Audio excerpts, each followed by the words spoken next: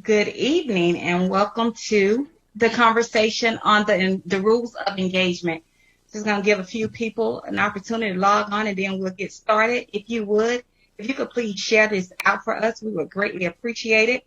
Any parents you may know, grandparents, educators, aunties, uncles, anyone who has a vested interest in its academic success of scholars, invite them to join us tonight on live. If you're already on, if you can share this out for us, we would greatly appreciate it. And we will get started in just a minute here.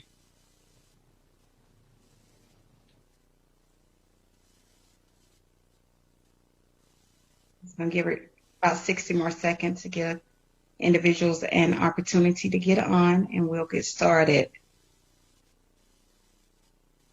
You're already on. If you will, please share this out for us, and please invite others to join the conversation. We would greatly appreciate that. Thank you so much.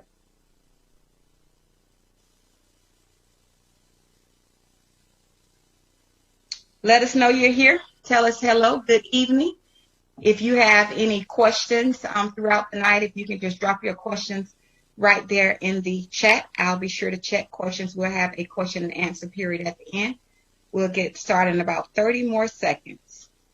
We'll start the conversation. One of our panelists will jump in. Actually got caught in traffic, but as soon as he makes it home, he'll jump in the conversation. There he is. Good evening. Good evening. All right, my name is Tanika Thomas, and I am the founder of Meridian Christian Academy right here in Orlando, Florida. We just wanted to engage you all in a conversation tonight on the rules of engagement. Exactly what is that? We want to invite parents to partner with educators to make sure that their children succeed academically. I'm going to give the panelists an opportunity to introduce themselves. Just a little about myself. I have been in education for about 15 years. I started out with a daycare, moved into preschool, actually transformed a babysitting center basically into an early learning center. From there, I homeschooled my son, and I have since founded Meridian Christian Academy. And our thought is there is absolutely no box to education. We don't think outside the box. We have removed the box from education. We believe that every student has the ability to learn. They may not learn at the same time, on the same pace, the same way, but they do have the ability to learn. With that being said, I'll allow the panelists to introduce themselves. Dr. Beasley. Good evening, everyone. I'm Dr. Gail Beasley. I believe that this is my 26th year in education. Primarily, I have served Title I schools, and my background also includes a 13-year stint in juvenile justice. So for the life of my career, I have served students who have been considered underserved, predominantly minority populations, where there are extensive ESC populations within that population. It is this particular group of students, that's my heartstring. Those are the students that I enjoy serving. I have a special passion for them. I will probably leave education still serving that population, the Title I schools. I currently serve as the literacy coach for kindergarten through second grade, but primarily my background is in ESC and discipline. I've also served as a dean for about 10 years, so I wanted to branch out into something a little bit different. So that is basically my background, and I'm honored to be invited to this forum by Principal Thomas. Thank you. Ms. Manning. Good evening, everybody. I'm LaToya Manning White, and I am the founder of Inspire Educational Services, where we offer tutoring and any type of educational services. I'm also an educator in Lake County, Florida, where I serve as the potential specialist for Beverly Shores Elementary. And I have been in education, this would be my 20th year. Yay. In education. Always have had a passion, like Dr. Beasley said, for those underserved, underprivileged children in our Title I schools. I don't think I've ever been outside of Title I. in my career, and I have a heart and a passion for our children, and I am excited about this conversation tonight. It's well overdue. Thank you. Thank you for joining us. Miss Shade.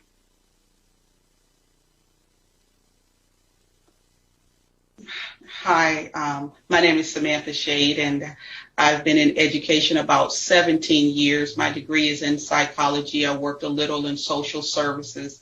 I also worked about 4 years at a Apopka Middle School, and then I thought I'd try my hand in private school, and so now I'm in private school where I'm actually the math teacher there, and I'm also the founder of Mastermind Tutoring. I, too, love the Title I schools. My thought process has always been, if everyone who arrive leave where they come from, then there's no one to remain behind to teach. And so it is my pleasure to serve those, Title I schools. And like LaToya, I don't think I've been in a school other than Apopka that wasn't a Title I. So it is my heart. Thank you so much for joining the conversation. Mrs. Thomas? Good evening, everyone. I'm so excited to be amongst such dynamic and impactful educators with our Title I students. I am Cheryl Lynn Thomas, and I am a school choice strategist, and you may ask what that means. The school choice strategist provides strategies for parents on how to make their school choice the best choice. And I want you to remember that school choice is not about public versus private, but school choice is about every child having the opportunity to be in an environment where they flourish. And so that's what a school choice strategist does. I have been in education for about 20 years, from charter school to self-contained behavior disorder classrooms, to private school, to public school, to homeschooling my children. I am available to parents to help you make your school choice count. And I am so excited again to be a part of this panel. Parents, I want you tonight, I need you to share this video because you know somebody that's going to grab something from what we're going to talk about tonight. So go ahead and share this video tonight and get all the nuggets you can. Grab your paper, grab your pencil, because we're going to give you some strategies that's going to help our students succeed. All right. We're excited. Thank you for joining us, Ms. Thomas. Mr. McKinney. Hello, good evening. It is indeed a privilege and an honor to be a part of this dynamic panel with such wonderful educators. And I want to thank Ms. Thomas for the invitation. My name is Roderick McKinney. I'm a 19-year vet with Orange County Public Schools. I began my career as a middle school math teacher, went on to be a dean. I was in the district instructional coach as well, serving math. And also now I'm a current math coach at Ivy Lane Elementary School. With Smarter School and Learning is a Place of Excellence. And I'm just excited to be a part of what we're doing here tonight. This is, as was mentioned, long overdue, and I'm excited about just what's going to be happening as a result of this conversation. I know it's not just going to be words, but we're going to put some action to these words, and I just pray and believe that our students and our parents will be better served because of our agreement and our willingness to come together and have this conversation. So again, I want to thank you, and I am looking forward to this conversation. Thank you so much. And hey, I'm just honored to share a platform with master teachers and leaders, educators, people who actually have invested interest in our student success. I just want to thank you all so much for agreeing to join us. I thank you for your excitement. Even when I sent out the invitation, I do appreciate it more than you know, but we're going to jump right in. You might be asking, what is this conversation about? Studies show that the one thing that guarantees students' academic success is parental partnership, not socioeconomic status, not the school that they are in, not the community that they come from, not race, not creed, not religion, not the number one thing that almost guarantees student success, that is proven to guarantee student success, is for parents to actually partner with the schools. I know you may be asking exactly what is partnership. Well, we're going to explain it to you tonight. I do not want you to grow weary with us. We're going to share some facts that may feel a little negative, but we want you to get a very good idea of what it is we're dealing with and how we can make this better. So again, if you're already on, we're going to ask you to please share this out. You know someone that will benefit from the conversation. If you know someone who has a student specifically in virtual school right now, lunch ed, digital learning, homeschooling, please, please, please tag them and invite them to the conversation.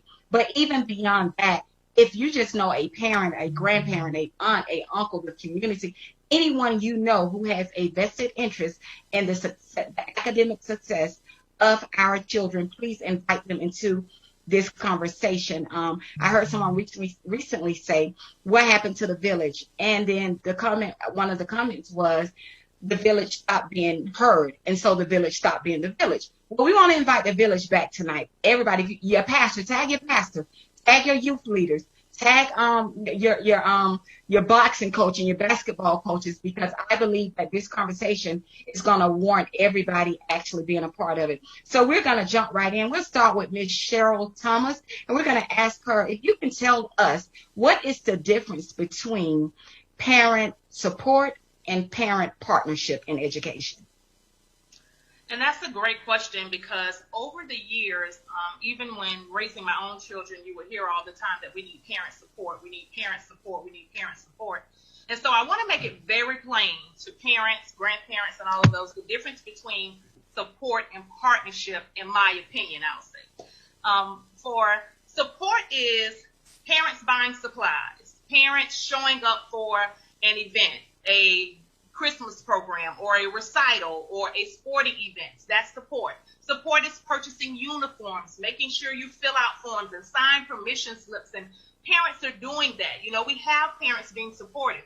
But during this space, this pandemic learning space, we need you to do something a little bit more important than that. And we need you to be partners. What partnership looks like is, I want you to think about a business, and you go and you purchase something from a business. You're supporting that business, but the partners in that business are behind the scenes doing the work.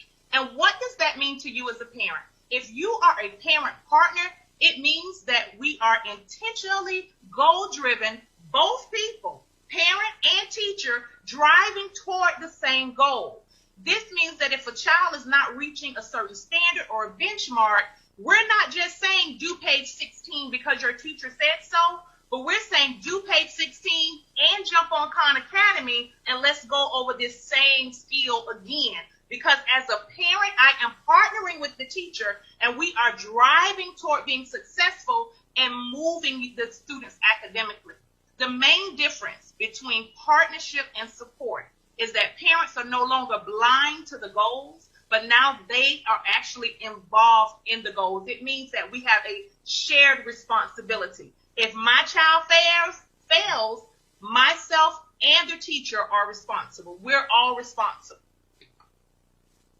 I like it. Love it, love it, love it. One of the first questions that I ask a parent in our informational meeting is, what are the educational goals for your family? And ordinarily, parents aren't able to answer that, because oftentimes they don't even know what their goal is. I get parents who will say, I want to make sure that my child is in the right grade.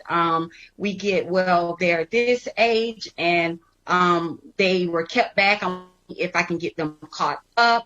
So no, we don't often get answers of a real understanding of what of educational goal is for the family. Once you identify what your educational goal is for your family, then we can partner together to meet your educational goal. I love to tell parents, and I give kudos totally to Mrs. Thomas. I have been in the seat of a parent trying to figure out how to restructure the educational goals for my family. When my son was struggling in the 8th grade, I went to her about in tears, and she said, hey, let's just come off the beaten path. Let's figure this thing out together. And we were able to work together. My son graduated on time throughout his high school career. He was on the honor roll the entire time. And it's just because of the goals that she helped me to set for my family. If I did not have the goals, I would have went in and, speaking to somebody saying my goal was for my son to be on AB honor roll. Well, that wasn't even practical based on the gaps that was missing in his educational foundation. It was because he learned different. So just by her just showing me, hey, let's set some goals for him.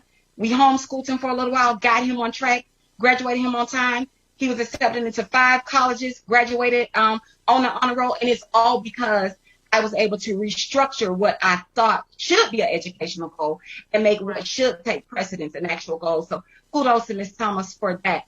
With all of this, I know parents are probably thinking like, okay, how do I at this point right now in this juncture where we are in the middle of this pandemic, my child has been out of school since March.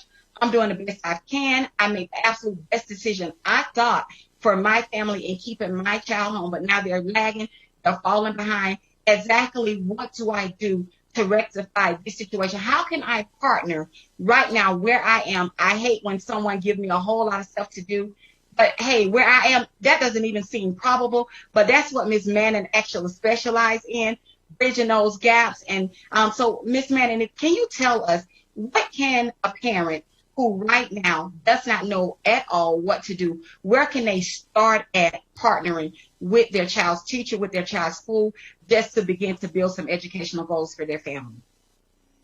Well, first, I feel like it's on the shoulders of the educators to build those positive relationships so that the parents can feel comfortable enough to be vulnerable to have those conversations. One of the things that I found is that, especially now, building relationships with families is very, very tough. And so we've kind of left people in limbo, and we've kind of left our children out there to dry. So I think one of the things that we as the educators have to do is provide an opportunity to build positive relationships first. And then parents are more apt to be vulnerable to ask for, okay, how can I help my child? Also, I feel like we're dealing with a new generation of parent as well. Our parents are younger. They're either extremely young, or you got grandparents taking on the role who just, they don't even know where to begin. This is not how school was when I was in school. You got parents who unfortunately have not graduated, so they don't know what to take. So I feel like, in my personal opinion, it starts with the school, the education system, teachers, building those positive relationships to make way so that parents can feel vulnerable and be able to, ask those tough questions. Where do I begin? How can I help my child? Because a lot of times, if I'm the teacher and I'm telling you all day long your child is failing, you don't want to necessarily open up to me. You don't really want to hear anything that I have to say at that point. You just, like you said, you just want your child to succeed. And I feel like if we, as the forefront, as that foundation, the educators, the principals, people in my role, allow people to give them that opportunity to feel vulnerable so that they can ask for, that support, and then we can move from there. That's good. One of the things that studies have found is when educators actually engage parents and invite them in, instead of sending the students home with a worksheet, maybe explain to the parents, okay, we are on multiplication, but I'm noticing that your student is missing addition and subtraction. So in order for us to catch up, what we're going to need to do is 15 minutes a night. Can you partner with me and you work with them on addition and subtraction? That when we get to the classroom and we're actually working on multiplication, they'll be able to add, they'll be able to check their problem also. But the issue is a lot of times, like Ms. Thomas said, we have supportive parents, but not parents who are actually partnering. So they'll buy everything that the student needs. But then once we get to those gaps and trying to figure out how to fill the gaps, that's where we as educators have to come in and partner with the parent and actually say, well, it's not the entire, they're not totally not getting reading. There are actually 6 parts of reading. They're doing really, really good with phonetics, but they're just not reading smoothly, or they're not comprehending, or they do comprehend, but phonetically they're not where they need to be. So it gives us that opportunity to let the parent know how to partner with us. I love what you said. Instead of bringing so much negative to the parent, it's important for us as educators to go to the parent and say, hey, this is how we can partner together to at least start to see progress. A lot of times parents want to see correction. But I always tell parents, look for progress. And got that from Ms. Thomas too. And so, hey, let's just look for some progress. Are we at least making progress, some steps in the right direction? And if we see that, then we can absolutely get them on track eventually, but we have to start somewhere. Mr. McKinney, you definitely have a lot to bring to the table tonight, because one of the scariest subjects is math. Everybody is afraid of math. How right now can a parent, I'm not strong in math, I've never been strong in math, math was not my thing at all. How can a parent right now, where they are with a struggling student, partner with their child's teacher to help bridge the gap that's possibly going on with their scholar? That's a very good question, and you are absolutely correct. For some reason, mathematics is one of a lot of people's greatest fears, but it's one of my loves and my passions. But one of the things that parents really could do is simply reach out to the teacher. And that seems like a simple thing to do, but you would be surprised how many parents really don't take the initiative to just reach out. I know as adults it could be somewhat fearful, somewhat intimidating, especially if my mathematics career while I was in school wasn't the best. I might be somewhat hands off. But like, Ms. Manning White mentioned about building that positive relationship, when parents and teachers have that positive relationship, a parent should feel at liberty to say, hey, Mr. So-and-so, and I'm going to use Mr. because I'm the only male on the panel. I think that's okay. So, hey, Mr. So-and-so, Mr. McKinney, I know you're working on division with my fifth grader. Can you give me some strategy that I could use at home to help my student with division? I know one of the things that we did at my school under the wonderful leadership of my principal, Mr. Danner, we actually had homework cafes where we actually invited the parents to come in to sit down, and we would show them how to do the homework so they can then go and do the homework with their students. Again, just no strings attached. This wasn't about discipline. This wasn't about going over grades or anything. We just want to sit down with you and show you what your student is learning, so then you can also, again, partner with us and work with the student at home as well. And so it's just a matter of making that connection and getting rid of the intimidation that might come with not being a great math student.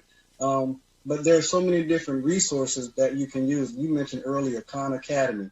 There are things like iExcel. There's so many different free resources online that parents can have access to help their students, so they can actually, I don't want to say learn with the student, but they can actually be engaged with the lesson as the student is learning. So again, one thing to do, just reach out to the teachers. I know our teachers do a great job of always trying to reach out to parents and just say, hey, this is what we're working on. This is the standard we're working on from kindergarten up until fifth grade, because we know we have parents with students at multiple grade levels. So we want them to even see the connection of what their kindergarten is learning and also what their fifth grade is learning.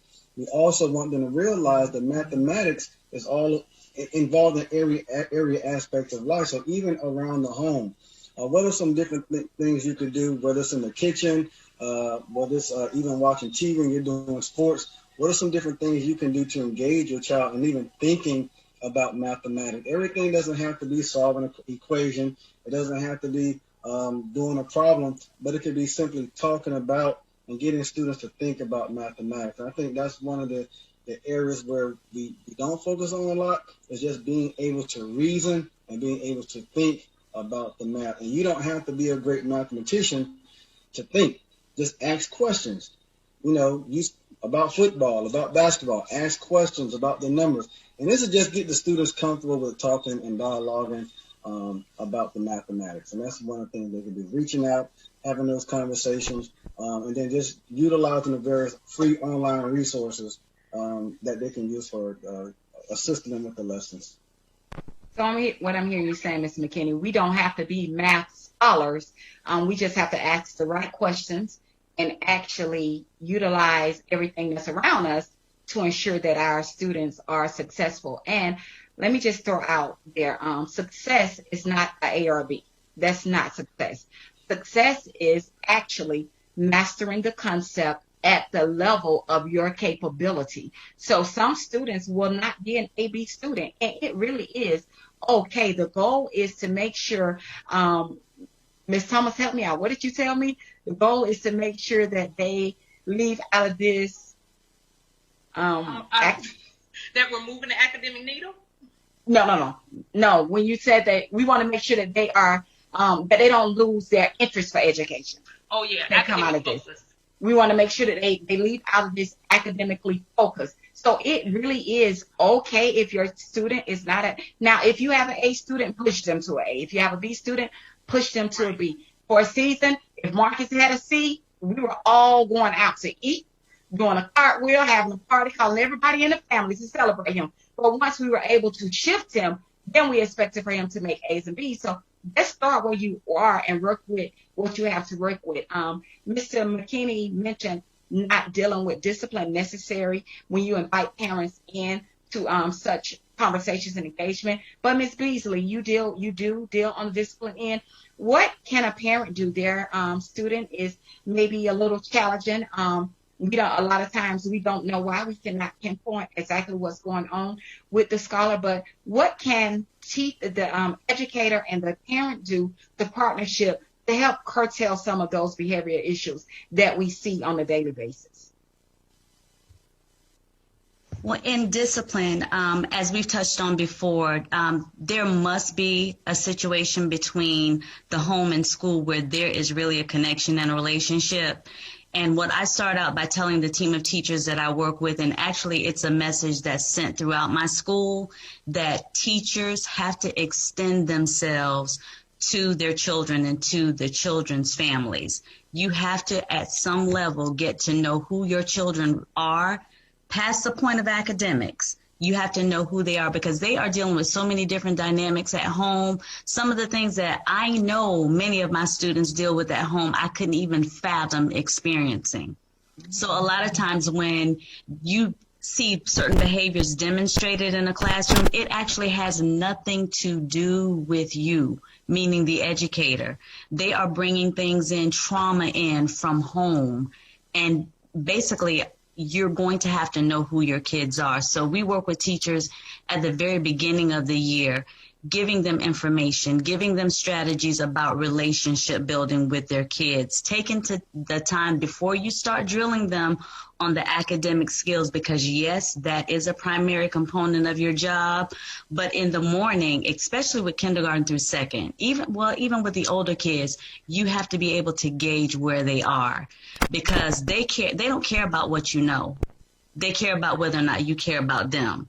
And once it's been defined and they know, because they can smell fakes, once they know that you care about them, you can basically have them eating out of your hand to the best of their ability to be able to teach them. But if they don't feel like you care about them, they're not going to learn anything from you.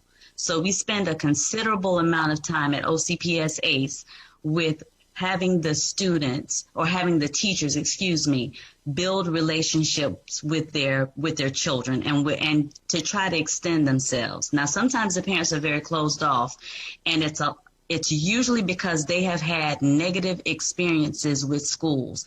They come in, and as educators, we don't mean to do it. We use specific jargon. They have no idea what we're talking about, and they're looking lost and they're feeling less than. So a lot of times we have to kind of change our format of speaking to match the parents so that they understand exactly what it is we're trying to say to them. That's something that I have to teach teachers, because sometimes you've got to meet them, because you're trying to pull them in and reel them in to build relationships. Not saying you have to lessen yourself, but you do have to learn to speak so that they are able to understand, because that in itself is a tactic to use to basically disarm them, because they're coming into you with the wall up. And it's like, I'm going to pop off if they say the wrong thing. It's like they're just waiting on you to say the wrong thing so that they get off onto that tangent. So it's building relationships. I believe what I encourage teachers to do is to extend yourself. Make phone calls sometimes that just out of the blue. just to talk to the parent. It has just a few minutes, just to let them know, listen, little Johnny was struggling with sitting in his seat. He was struggling with running out of my room or following directions. But I just want to let you know that happened less times today. So there's progress there. He did well. He did it 10 times yesterday, but it only happened 5 times today. Any little thing. You have to look for things. You have to look for things to congratulate the children on. You have to congratulate the parents because they're having a hard time with their children too.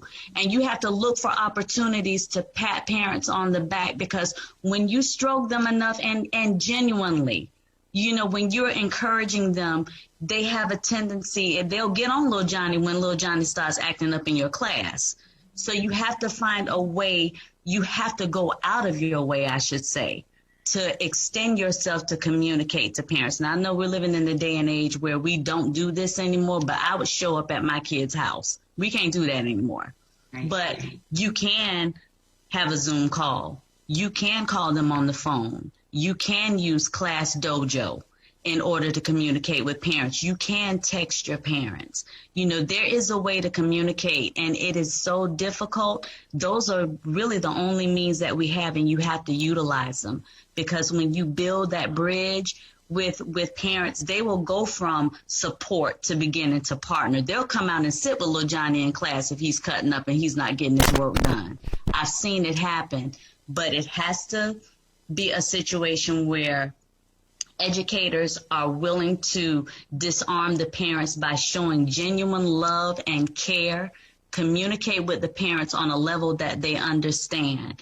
And you can't do it 1 or 2 times. It has to be ongoing throughout the entire school year. So it can be, a lot of times what I tend to see, it happens in the very beginning and then you kind of fall off.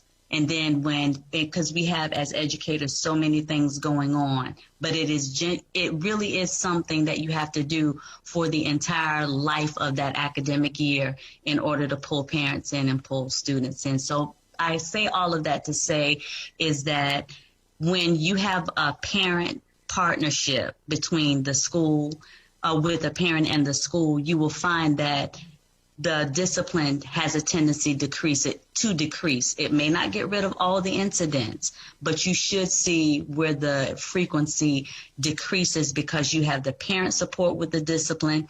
If the child's discipline improves, that means that he is able to be engaged with what's going on in class.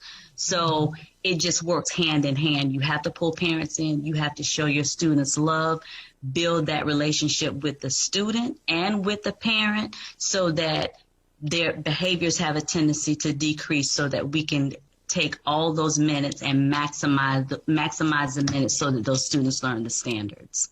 Absolutely. Love it. Love it. Love it. And, we grew up in most of our homes, we grew up with what go on in this house, stay in the house, and so because we had to break that ourselves to be able to, help our students out. And so trying to convey that to our parents, listen, some stuff is absolutely intimate. I totally and completely get it. Not trying to be in your family's business, yes. But actually what goes on in the house affects what's going on in the classroom.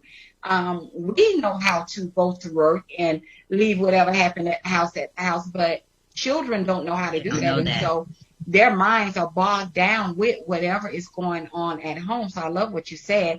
If we can win the parents and engage them in a conversation, find out something that will be beneficial to actually help the student, then we can, that's true partnership. Because the goal is ultimately is to make sure that the child is sound, not just academically sound, but, in every facet of life. And so that takes us partnering with the parents. Thank you so much. Miss Shade. So we have, you said that you have a tutoring program, and our children are at school for 8 hours out the day, and, they're not getting it. They're not getting it. And they're going to, we have help class, which is about 15 minutes that the teachers offer. It's not tutoring, it's a helps class, but they're not getting it from the helps class.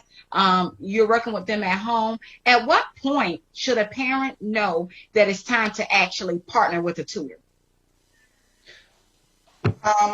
Well, I don't think report cards always tell the story of where children are, because especially with the online platforms today, we have Ignitia, we have Florida Virtual, and I actually learned this from Florida Virtual.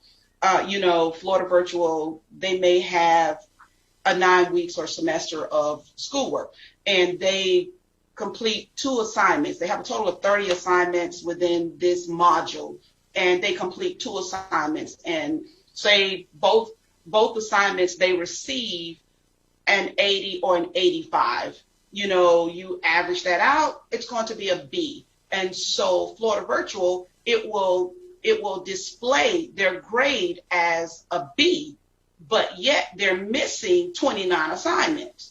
And so sometimes, when it comes to report cards,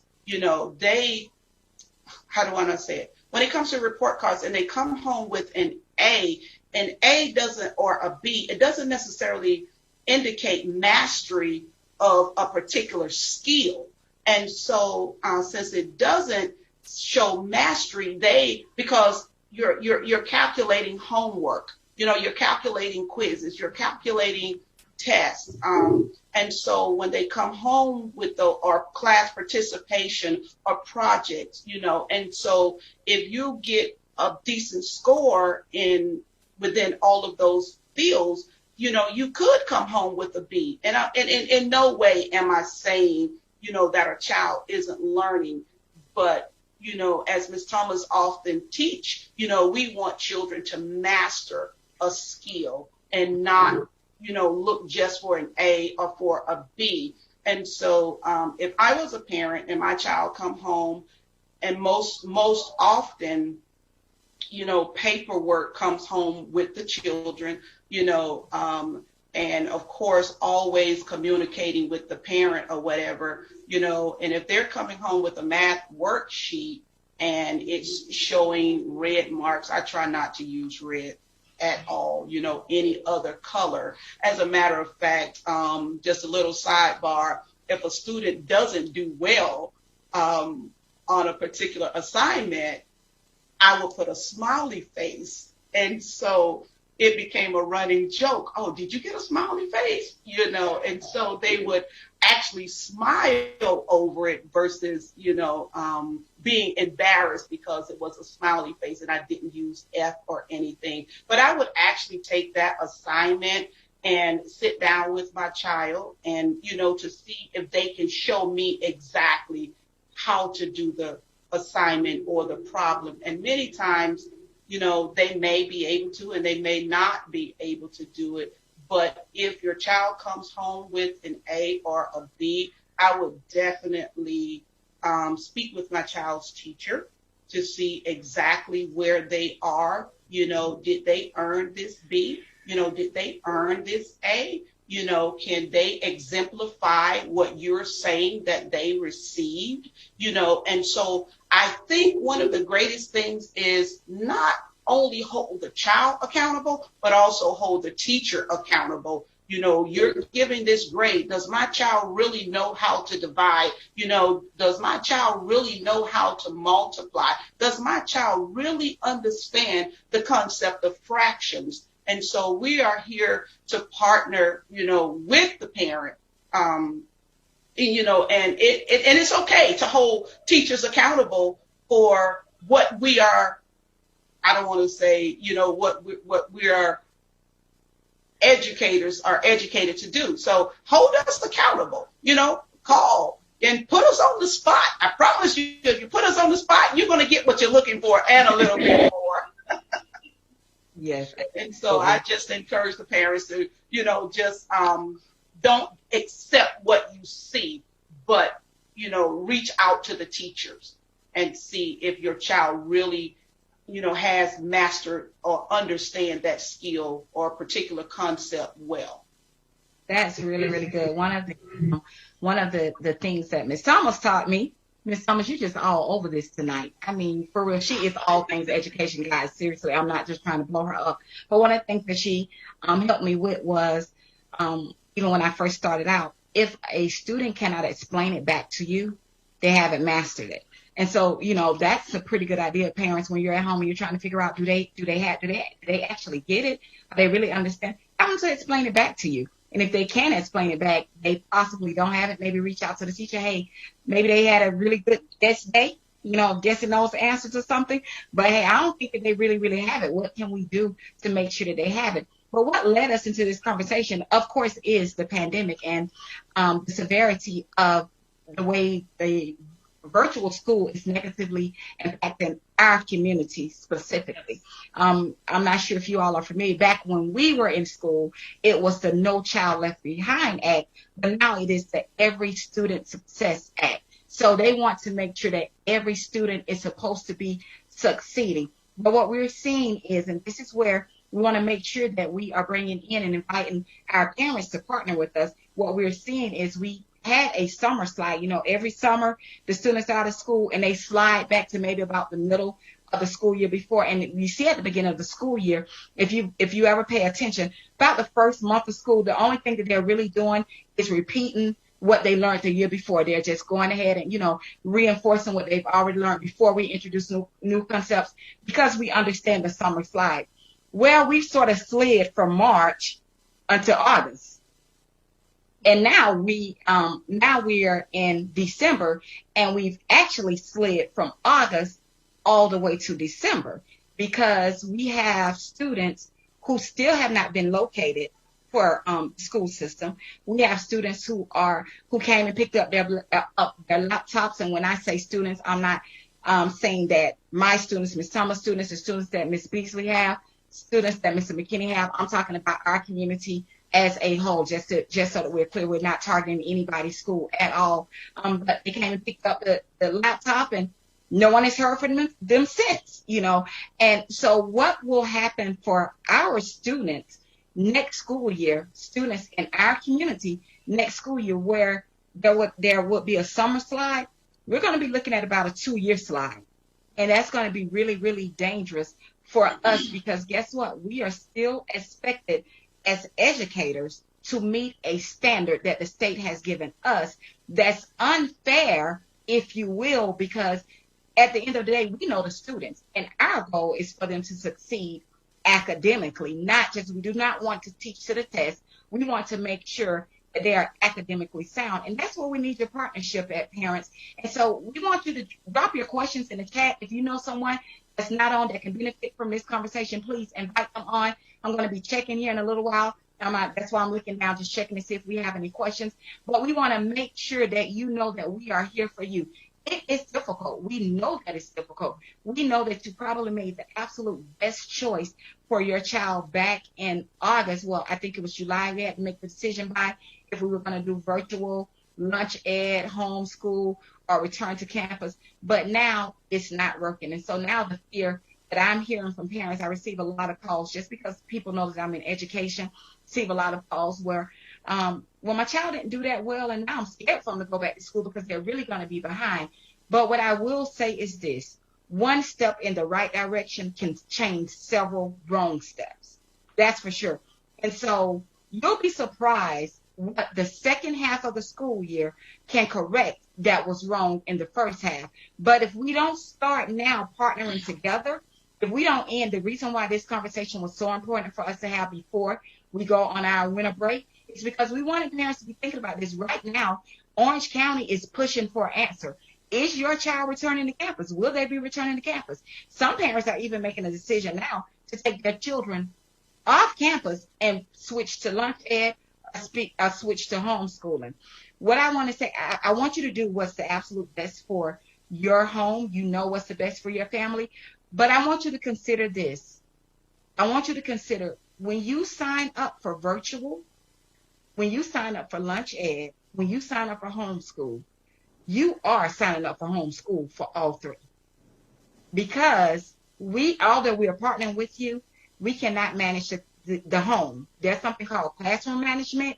We can manage the classroom, but we can't manage your home. So we're going to switch this conversation just a little bit because I want parents to be able to ask questions. Please be respectful.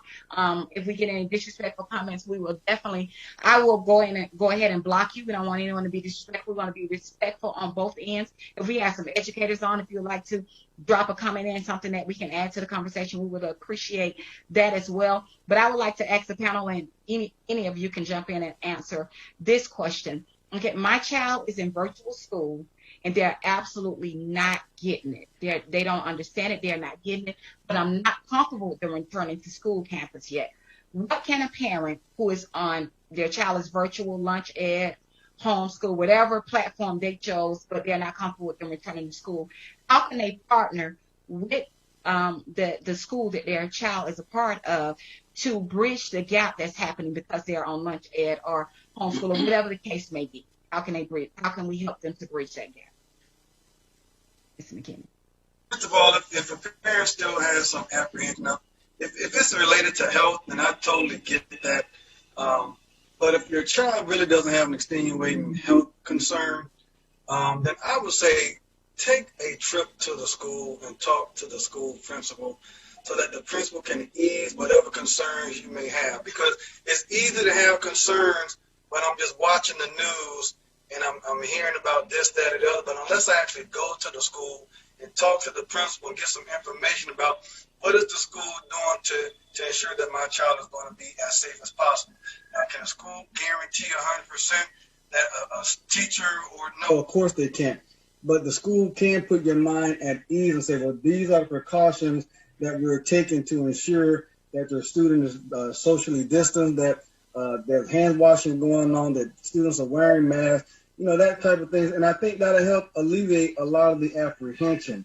Because, again, watching the news, you would think that you go to the school, you catch coronavirus. Well, we've been in school almost a whole semester now, and we're fortunate that, even at my school, the cases have been almost zero. And so it's not everywhere. But, again, unless you go to the school, take that step to contact the school and say, hey, I have these apprehensions. Can I just, come in and talk to you? Can you just, ease my mind and just give me a rundown about what you are doing at your school to help, keep the students as safe as possible and the teachers as safe as possible. I think that's the initial step to get rid of that concern, because if you're just sitting at home and you're afraid, what really are you afraid of?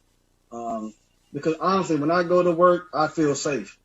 I feel safer at work than I do going to Walmart, to be honest. And so in Walmart, my spot. But I do feel safer at work because we practice regularly. Everyone, the whole school is practicing keeping each other safe, and we're looking out for each other because we don't want any of our students, any of our teachers, any of our staff to get sick. Great answer, Ms. Beasley. Dr. Beasley. We only have a certain number of minutes within a school day, and we have to, as I said before, maximize that time when we have the students. In Launch Ed, I would encourage parents to make sure that your child is prepared to start the school day. Just as if they were on campus, school starts at a particular time.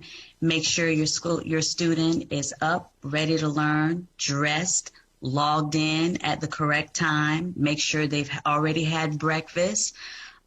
Just make sure that they are up and ready. Just as if they were on campus, they would be expected to report to their classroom at a specific time, sitting up straight in their desk, ready to start the school day and school activity. What we're noticing, and I believe probably any school probably can attest to this, that a lot of times our students are logging in late, not logging in at all. And we've even run across situations because parents work. Some parents work and they are not there. And the students are expected to get up, get their day started, and log in at school. And then we have situations where it's progress report time and the student hasn't been seen, or maybe they show up like once or twice during the week, so the assignments are incomplete. There's no way that they can master skills if they are not attending school every day, ready to learn. So the way parents can assist making sure that their children are getting the maximum experience in school in the Launch Ed environment is just to ensure that their students are actually attending and Teachers can also help by notifying the parents that, listen, I'm not seeing them in class. How can I help? What do you need? Because sometimes there may be an extenuating circumstance at home that's keeping the child from attending school. So it goes back to what I said earlier, having that partnership and relationship with your parents and with your students. So it has to be a situation of communication between the parents and the school, but parents definitely can help by making sure that their children are up, they are alert, and they're ready to start the day at the designated time that their school starts. Absolutely. Thank you. Ms. Manning White? I would have to say, too, one of the first things that parents need to do, you got to know your child. And you have to know how your child learns. You know, I have 2 girls, well, I have 4 children, but my youngest one, who's 6 years old, sitting in front of a computer all day did not work for her. She is rambunctious. She likes to move around, and it didn't work for her. She was done with the work in a matter of minutes, and so it was hard trying to find things for her to do to keep her engaged for that span of time and not get lazy, if you will. But we as parents, we got to know our kids. My oldest, she didn't do well. And she's a straight A student, but being in front of a computer all day, she didn't learn. You know, that's not her learning style, if you will. That's not how she is most successful. She is most successful when she's interacting with her teacher, with her classmates.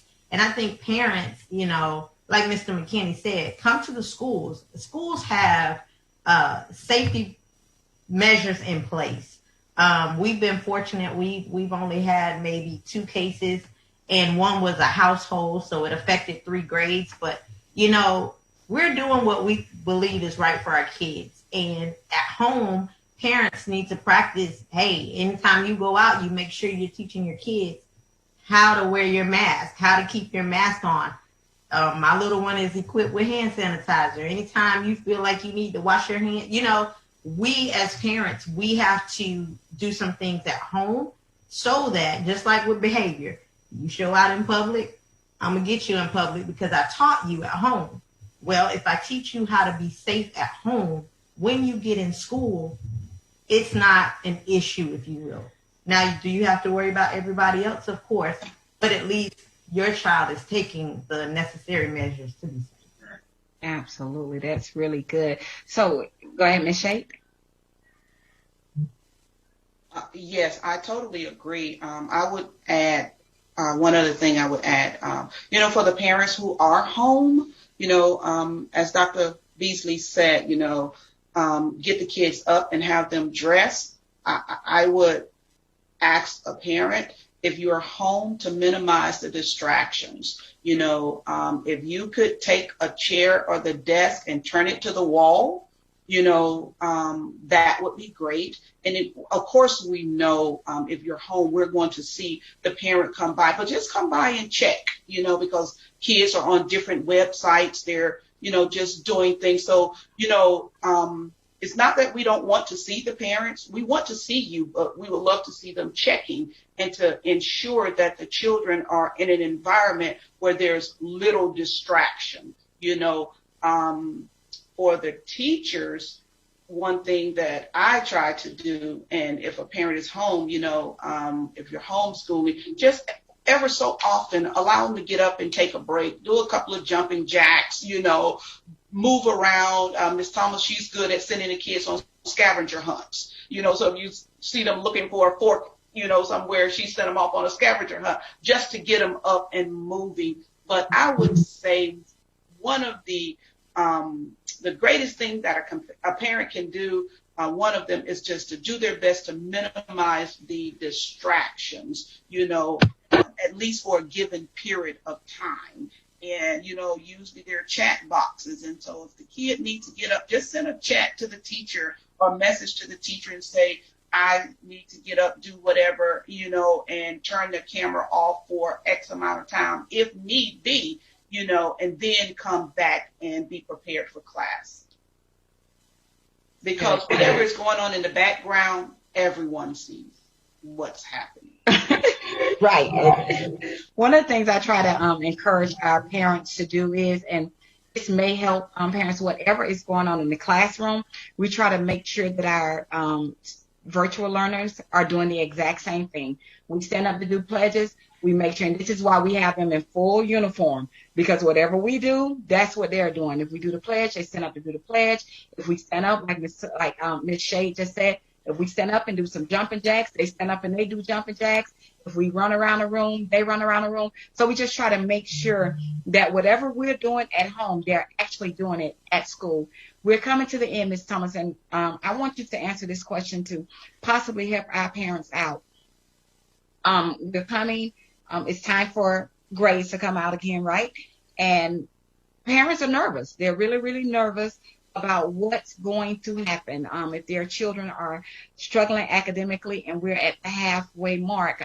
If they find that the students are still struggling, because, again, we want them to master concepts and not just focus on a grade, and then they get to the end of the school year and the struggle is still there. What do we do? Are we just passing our students on? What are we recommending? Because once they pass on, the academics keep going. It just keep going. It doesn't stop because you didn't get the concept in the grade before. So what should we be doing? Because we don't know exactly what's going to come down the pipeline, if it's going to be said, regardless of what, pass them on. So they kind of like, what just happened, and that was really epic fail. Just pass it. Everybody pass. You pass. No matter where you are. It hasn't been beneficial for us at all. So what would you suggest to a parent who is partnering with the school system for their child's academic success and the child is struggling right now? That's a grave concern for a lot of parents, and not just parents, but educators as well. And I think we really have to start with the conversation of changing our mindset as parents, as students, as educators, changing our mindset to understand that a grade does not equal an education. Just because you receive a grade, it does not mean you got an education, because an education means I am continually learning, which requires us every day to show up and to do the work. And that's where we need those parents to partner with us. The partnership piece is the piece where, what goal are we going toward? If your child is in 3rd grade, 6th grade, 7th grade, we should know as parents, and I'm saying we because I have children, we should know as parents, what is the goal? By the end of the year, what should my child have accomplished by the end of the school year? And once we know that, then we're able to better partner with teachers. Teachers are better able to partner with parents. That partnership then has become a shared responsibility of where we're going. This is so important for our community. We don't want to get 5 and 6 years up the road and no minorities basically can get jobs because they need calculators. Come on, we need our parents to partner with us. We need you to show up. Every day, educators are going into the building. Some of them are working from home, but we are showing up, we are doing the work, and we need you to partner with us. If you have that concern that Mrs. Thomas just mentioned a moment ago about your child possibly not being on the right track, this is not the time to be afraid to say, look, I need help. This is not the time to be afraid. Educators are ready and willing to assist you and provide help for you. Know the goal. What goal are we going toward? And if they have missed the goal for the first 9 weeks, this is a great opportunity to look for resources. Does the school have a tutoring program? Do they have a Saturday school? I am working during the day. Do they have a mentorship program where someone maybe could do a breakout room with my child? Can the pastor or the youth leader come to their Zoom meeting? Can I sign a form? And somebody come to the Zoom meeting and show up and pull my child in the breakout room and say, hey, you didn't log in on time. I was in class and you were not here. Come on. We need you all to get your village together because this is our community. And we are really concerned about the gaps that are being created. Hold each other accountable. Call your sister friend, your girlfriend, your uncles, your cousins. Say, look, is little Jimmy on today? Get him up. Go over to your neighbor's house and knock on the door. But we all have to work together to make this happen. If you're concerned again, say it's me. I'm concerned. My child, I'm not sure. I am totally lost. Educators will help you. whatever school they're attending, reach out, get the help you need. It is a surmountable of resources available for you all, but know the goal and then say, please help me. The other thing I want to say is, parents, when you know that goal, put them up in your house and then have intentional conversations with your child. If you're at work and you come home, you have a middle schooler or a high schooler, it's just not, did you turn in your assignments today? Let's have them think a little bit deeper and say, what assignment challenged you today? What assignment challenged you? Was it your language or was it your science? In science, what did you all discuss today? Give me one vocabulary word that you remember from your science lesson. That will let you know if they were engaged academically with the content for the day. Wow, that's good. Before I allow our panelists to give us a closing comment, I would like to say that we're definitely here and we want to help. Just so you know, these are not our stats. These are real stats. Parents who partner with the school have a greater chance of their scholar succeeding than a parent who simply buy some school supplies. If you have no idea what to do, I have been that parent. I'm telling you, I've been that parent. One child, I didn't have to do anything that she just zipped right through, graduated a year early, 19 college acceptance letter, graduate with an award from President Barack Obama. And then my son comes behind her and we did not know what to do at all.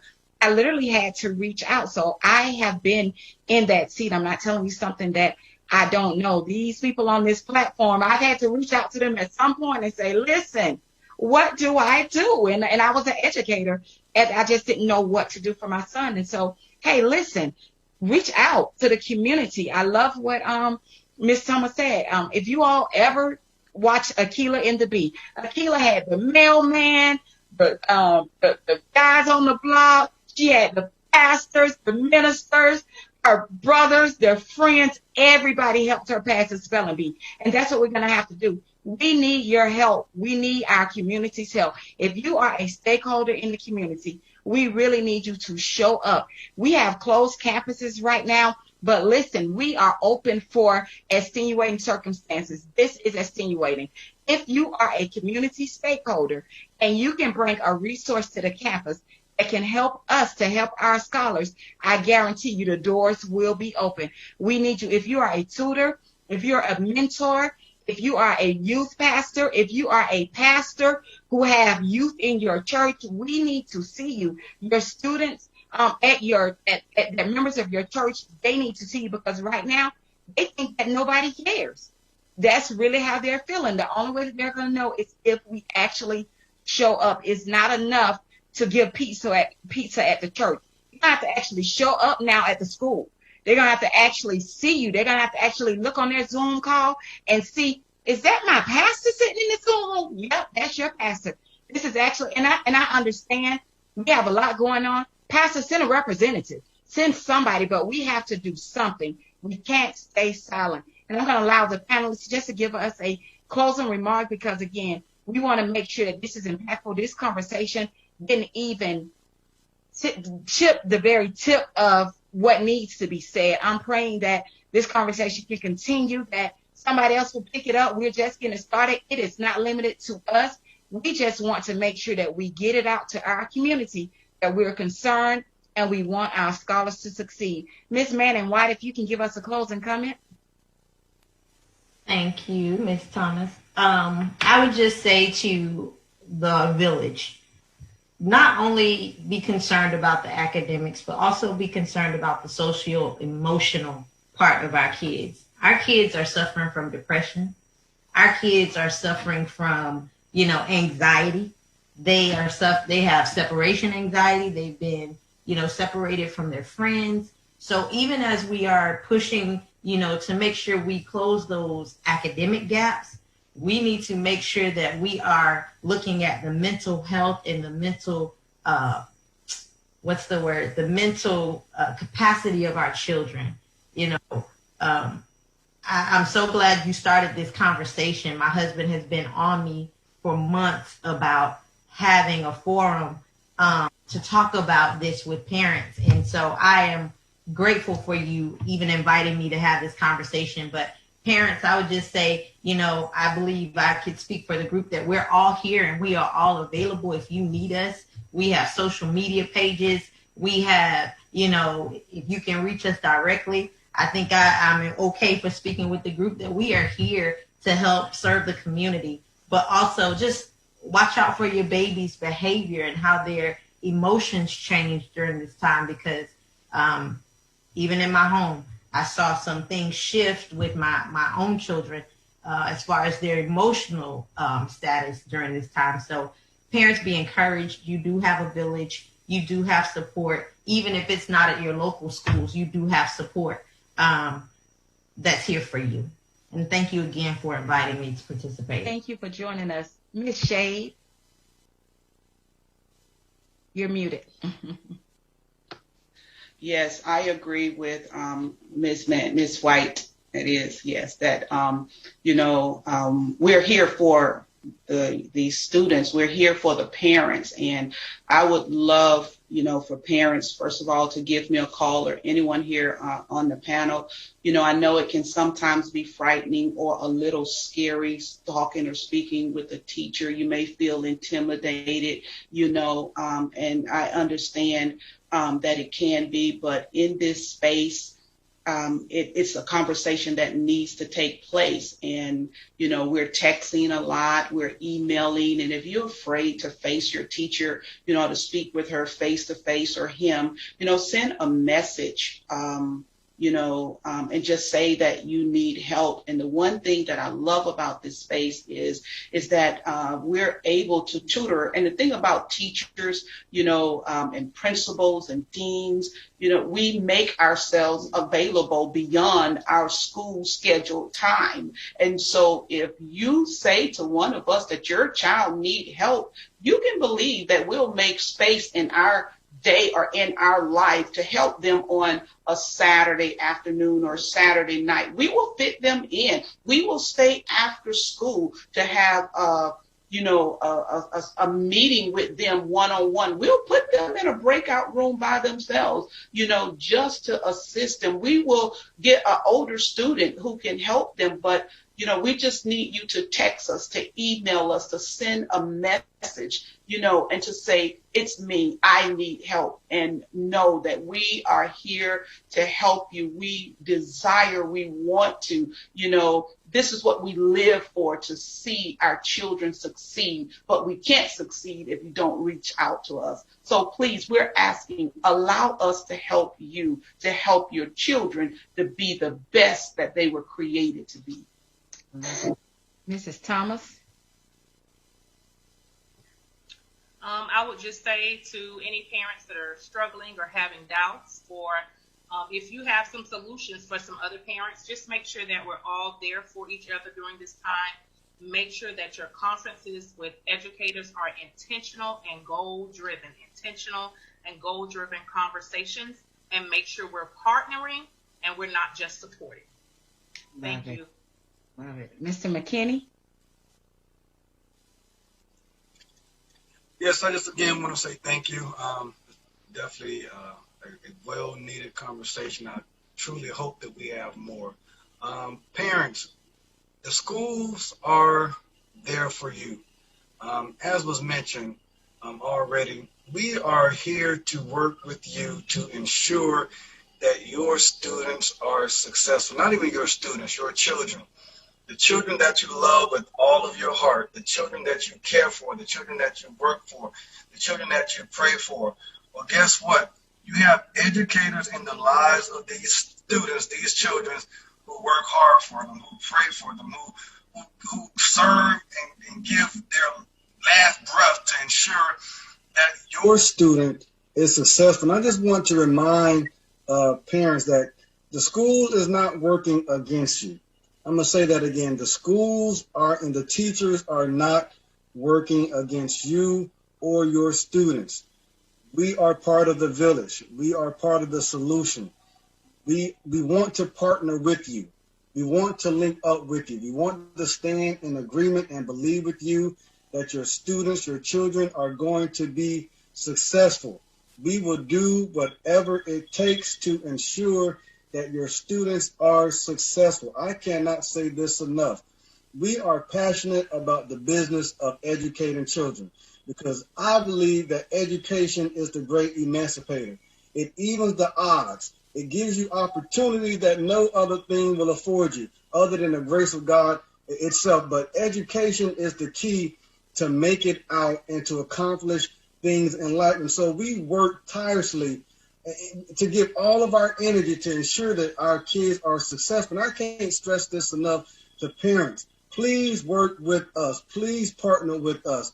We plan, and we plan. We teach, we counsel, we do everything in our might to ensure that when you send your students to school, they are in the best care.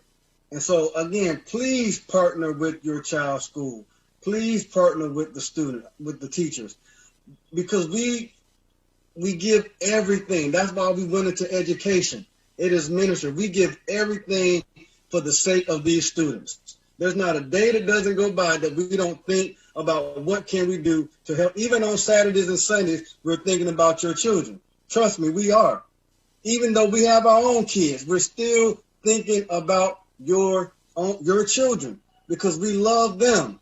And we want to support you. We want to support your family. And we want to ensure that as the second half of this school year progresses, that your students excel and that they are in a place going into the next grade level where they're feeling accomplished, where they're feeling confident, where they're feeling pride, where they're just feeling good about themselves. But we need your help, parents. And so, again, I just want to thank you.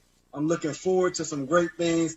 And, again, we're just going to be praying for all of our communities, all of our Title I schools, all of our communities. We're going to be lifting you up in prayer because just because you're Title I, just because you're at a quote-unquote black school, does not mean you are unsuccessful, does not mean you are less than anybody else, because we are not.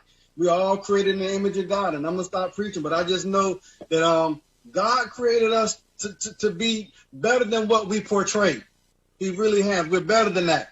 We're better than the hood. We're better than the ghetto. And so we can't let that define us because we're higher than that. We got to think higher. We got to change our value system.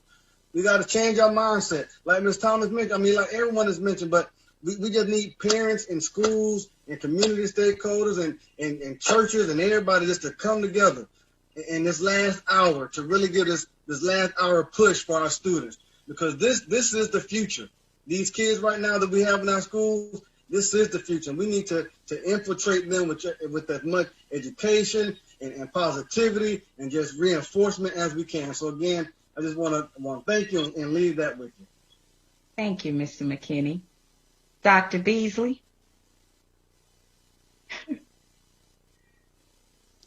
I don't even know what to say after that. After that. Listen, the only thing that I can say, and I will not be long because I could have listened all night, is to basically just say that it takes, in order to develop the whole child, it takes the entire village. So parents that are on this broadcast, those of you who are sharing this information, just know that you have an unending open invitation.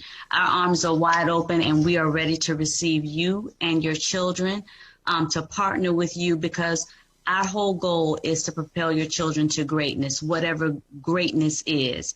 It could be an AB student. It could be an academic scholar. It could be developing a whole person, because it's not just about grades. We want them to be functioning individuals, able to think independently, able to be, prosperous in this society. We want them to be educated, but education takes on different meanings depending on what the goals are for your child.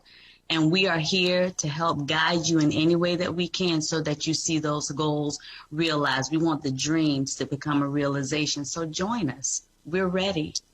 We're ready and we're here for you. Wow, I love it. I'll make sure that we drop contact information for all of our panelists in the comment section, so you'll be able to go back and see their contact information. I have been looking. We don't have any questions, but we do have some comments. They're loving this. They're saying, thank you. Awesome job to everyone. This is awesome. mastering a skill is definitely important. We have thank you so much, thank you, in total agreement.